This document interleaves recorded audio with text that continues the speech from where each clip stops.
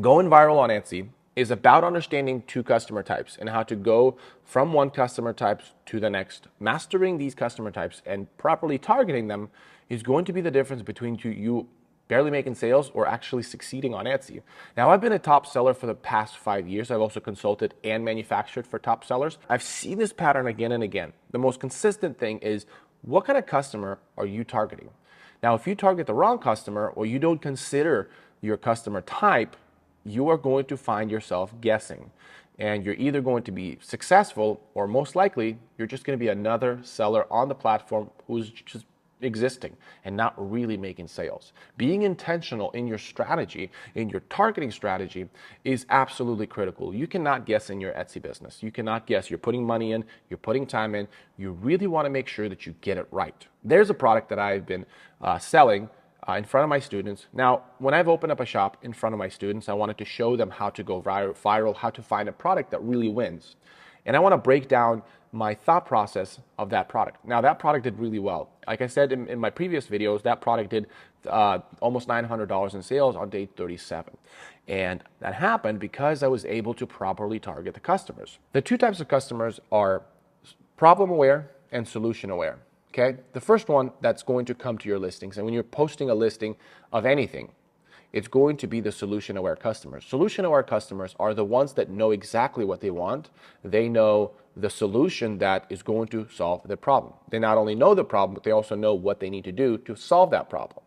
And so these customers are usually going to be the first customers because they know the keywords that they need to put into the search in order to find that specific product.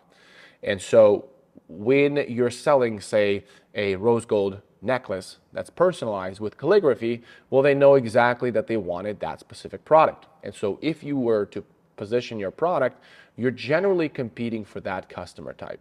You're generally competing for a customer that wants those specific specification in your products. And so other competitors targeting that customer will be trying to get that customer to buy from them. And that's where you try to rank better than the other. However, majority of the traffics don't come from this customer type. Now, if you don't believe me, open up your statistics, you will find that the SEO is not the biggest traffic source. And there's a reason for that.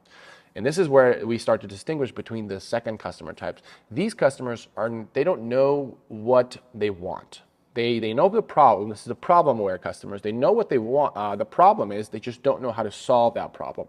These are the customers that usually are recommended to by Etsy's algorithm. And these are the customers that usually where the gifting or the gift mode comes into play. It's customers that don't know what kind of gift they need to get for their mom who's into crochet or maybe knitting. And so they go on gift mode and they start looking through the filters in order to get to the product that could be properly recommended to them.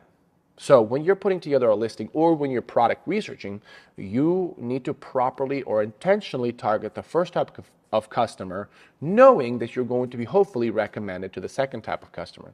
So what is my thought process when I found that product that I showed my students? By the way, if you do want to have access to the Masterclass, you can get introduced to how I do things. Link is in the description below. It's a free training. So when you're product researching, you need to make sure that a lot of people know the exact product that they want. Let me explain. Now, the way you find products that have a high intentional search is by finding different types of customers that want the same thing.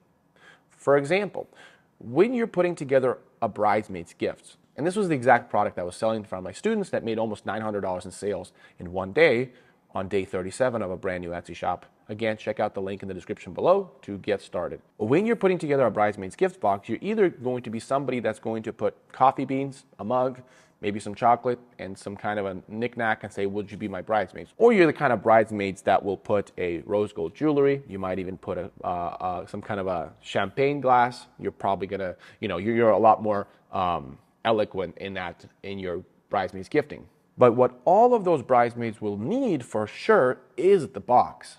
No matter the kind of bridesmaid that you are, you for sure are going to need the box. So if you're a bridesmaid that knows exactly what she wants, and you find that there's one product that every single type of bridesmaids will get that knows what she wants, then you want to sell that exact product, because all of these bridesmaids are going to diverge at your product, and they're going to come and look for that product. Because if there's a high demand of customers that know exactly what they want, well, that's going to have not only a higher conversion rate, but a lot more sellers are going to win. And one of my strategies for researching for this kind of product is actually seeing how well are the competition selling in distribution.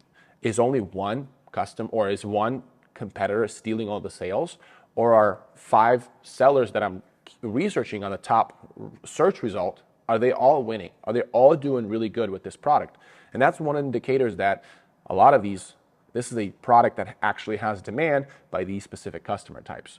So when you put out your listing, what's going to happen is that you're going to have some traffic coming into your listing. You want to make sure it's a high converting listing. You want to make sure the price is fair, the photos are great, and everything else is in its proper order.